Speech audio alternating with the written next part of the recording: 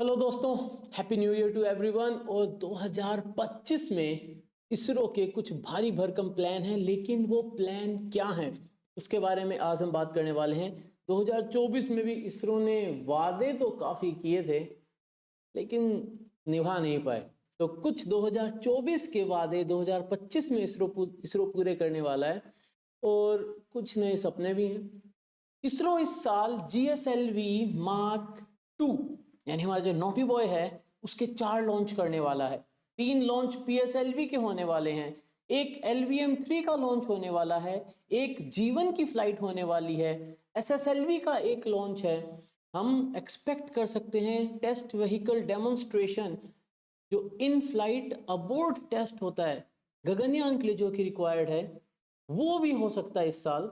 कुछ quantum communication से related payload fly कर सकते हैं। इसरो का खुद का बनाया हुआ इलेक्ट्रिक आयोनिक थ्रस्टर जो है that might fly this year. काफी कुछ होने वाला है। इसरो प्लान कर रहा है एक ऐसे कॉन्स्टलेशन की जो गगनयान के लिए कम्युनिकेशन बैकबोन बनेगा। इन सब की बातें दोस्तों करते हैं चालू।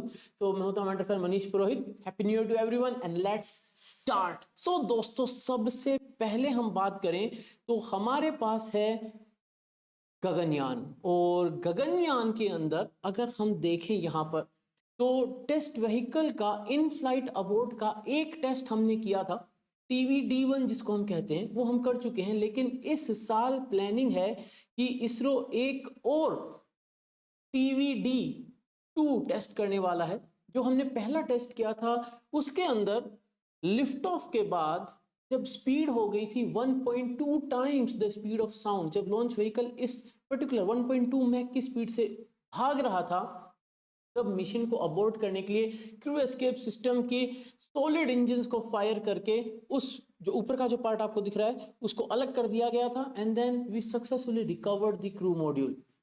जो सेकंड टेस्ट प्लान्ड है उसके अंदर जब अबॉर्ट कॉल होगा वो होगा at the speed of 1.4 times the speed of sound.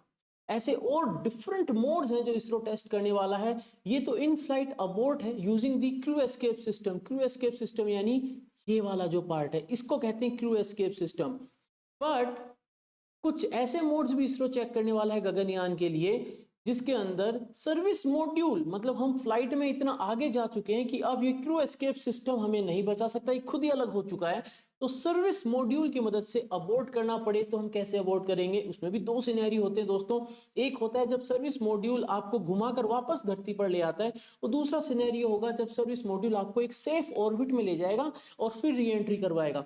ये सारे टेस्ट अभी गगनयान के लिए होने बाकी हैं। अपार्ट फ्रॉम दैट, गगनयान की G1 फ्लाइट इसी साल होनी है 2025 में। तो काफी कुछ गगनयान से रिलेटेड हम करने वाले हैं इस साल। G1 फ्लाइट के अंदर हमारे पास व्योममित्रा हमारा जो ह्यूमनॉइड है वो फ्लाई करने वाला है। इसके अंदर कोई और ह्यूमन क्रू नहीं जाएगा। जो चैम्बर है यानी जो क्रू मॉड्यूल है उसके अंदर कोई प्रेशर मेंटेन नहीं किया जाएगा, वो अनप्रेशराइज्ड होगा।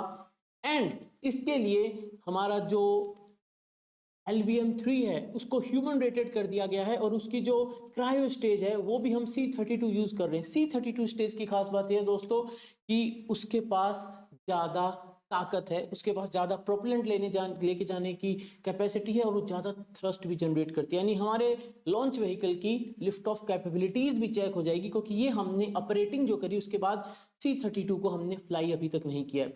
तो ये काम भी इसरो कर लेगा।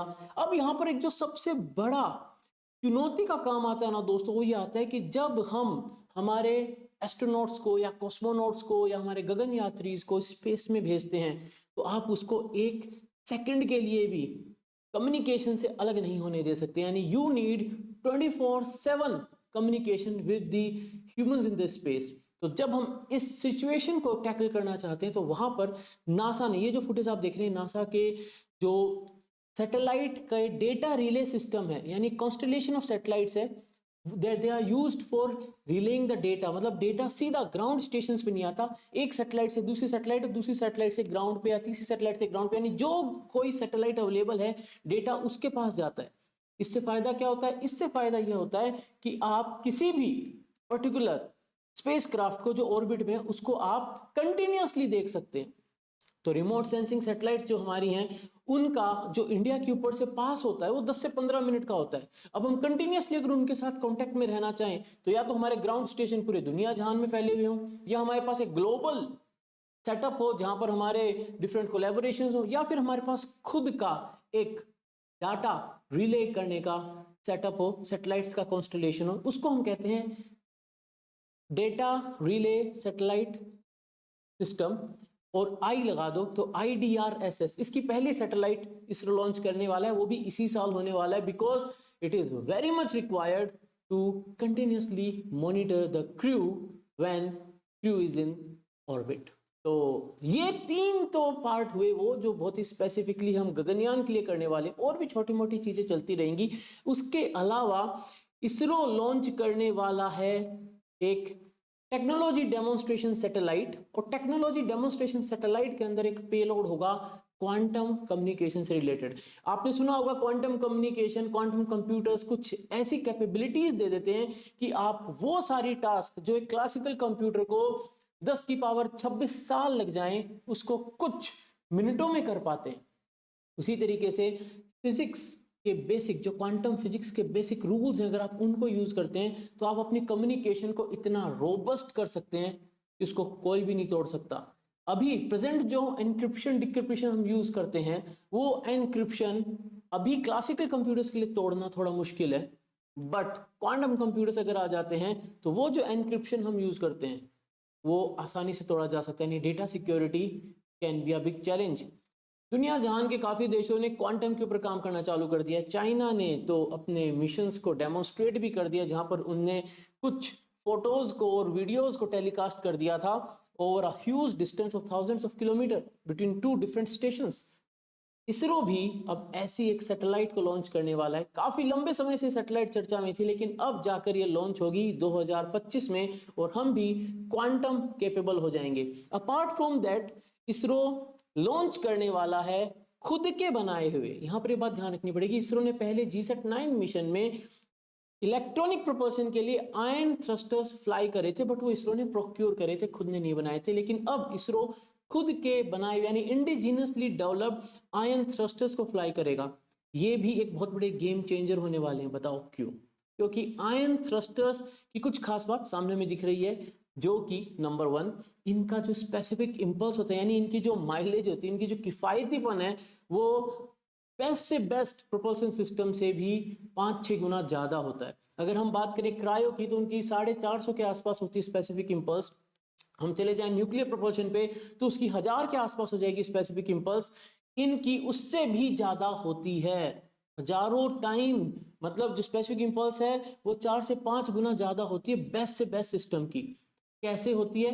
क्योंकि जो काम, अगर हम रेगुलर प्रोपल्शन सिस्टम की बात करें तो जो काम रेगुलर प्रोपल्शन सिस्टम में 2 से 2.5 टन का प्रोपेलेंट करता है, उतना काम हमारे आयन थ्रस्टर्स 200 किलो के प्रोपेलेंट के साथ कर सकते हैं। इसका मतलब अगर हम एक 4000 किलो की सैटेलाइट बनाते हैं जब, तो उसमें 2000 किलो तो हम प्रोपेलेंट भरते हैं। अब हम अगर 200 किलो प्रोपेलेंट भरेंगे आयन थ्रस्टर्स के लिए तो हम ज़्यादा साइंटिफिक पेलोड्स को लेके जा पाएंगे, हमारी एफिशिएंसी ऑफ लॉन्च बढ़ जाएगी। लेकिन एक डाउन साइड भी है दोस्तों इसका, ये थ्रस्ट बहुत कम जनरेट करते हैं, क्योंकि जो पर्टिकुलर थ्रस्टर हम चेक करने वाले हैं इस साल 2025 में, उसकी थ्रस्ट कैपेबिलिटीज हैं वो 300 मिली न्यूटन के आसपास बोली जा रही है। तो 300 मिली न्यूटन अगर हम बात करते हैं तो वो इतना कम होता है कि अगर हमें स्पेसक्राफ्ट को एक नॉर्मल जियो ट्रांसफर ऑर्बिट से जियो स्टेशनरी ऑर्बिट पे ऑर्बिट रेजिंग करवानी है, तो उस प्रोसेस को करने में अगर हम केमिकल प्रोपल्शन यूज़ करते हैं तो हमें हफ्ता भर लगता है। और हम अगर थ्रस्टर्स, आयोनिक थ्रस्टर्स या इलेक्ट्रिक प्रोपल्शन यूज़ करेंगे, जिसको होल इफेक्ट थ्रस्टर्स या स्टैटिक प्लाज्मा थ्रस्टर्स भी कहते हैं, जिनॉन या आर्गन गैस को जो यूज़ करते हैं, तो हमें 3 से 4 महीने लग जाएंगे। बट देन मास कम हो गया और स्पेसिफिक इम्पल्स काफ़ी ज़्यादा है, एफिशिएंट है, बहुत ज़्यादा एफिशिएंट है। मतलब इसके मुकाबले वो 10% एफिशिएंट होता है केमिकल प्रोपल्शन, तो ये बहुत ज़्यादा एफिशिएंट है। तो इससे हमारी लॉन्च कैपेबिलिटीज़ पे फ़र्क पड़ेगा। मतलब हम 4000 किलो की ही सैटेलाइट अगर हमारे LVM-3 से भेजते हैं, अगर LVM-3 4000 किलो की सैटेलाइट लेके जाता है, लेकिन उस सैटेलाइट के अंदर ये हॉल इफेक्ट थ्रस्टर्स लगे हुए हैं, हमारे स्टैटिक प्लाज्मा थ्रस्टर्स लगे हुए हैं, हमारा इलेक्ट्रॉनिक प्रोपल्शन सिस्टम यूज़ हो रहा है सैटेलाइट के अंदर, तो हम उस 4000 किलो की सैटेलाइट से बहुत कुछ अचीव कर सकते हैं as compared to the present 4000 KG satellites जो हम बनाते हैं, क्योंकि 2000 किलो तो प्रोपेलेंट का ही मास है।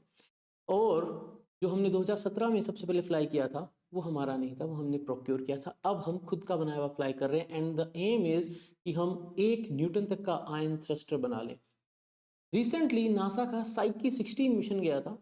तो जो साइकी मिशन था वो साइकी 16 नाम के एक एस्टेरॉइड पे जाएगा, जहाँ पर वो माना जाता है कि बहुत सारे प्रेशियस एलिमेंट्स वहाँ पे प्रेजेंट हैं, और उनको अगर आप निकाल लें तो धरती पर हर इंसान अरबपति हो जाएगा। वहाँ पर भी प्रोपल्शन के लिए इलेक्ट्रॉनिक प्रोपल्शन ही यूज़ किया जा रहा है स्पेसक्राफ्ट को प्रोपेल करने के लिए।